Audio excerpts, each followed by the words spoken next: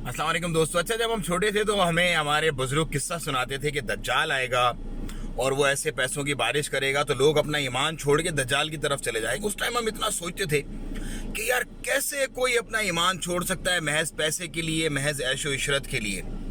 लेकिन आज का ज़माना देख के ये अंदाज़ा हो रहा है, क्योंकि देखें जो बिजनेसमैन हैं वो नामूस रिसालत पे बात नहीं कर रहे कि उनका बिजनेस ख़राब हो जाएगा इंडिया के साथ।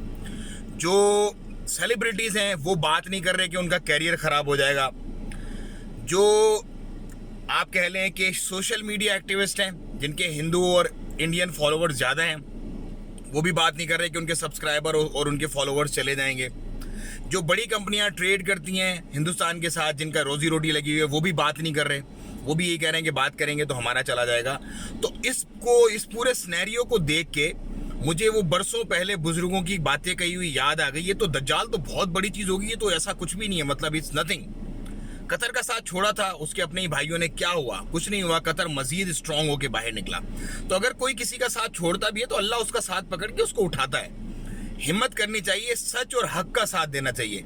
मैं किसी हिंदू और किसी मुसलमान के खिलाफ नहीं हूं, मैं उस एक्ट के खिलाफ हूं जो बीजेपी की हुकूमत ने मुसलमानों के खिलाफ डेलिबरेटली करवाया अपने स्पोक पर्सन से। क्योंकि किसी की बीवी को अगर मैं कहूं कुछ तो क्या वो शख्स करेगा एक्सेप्ट?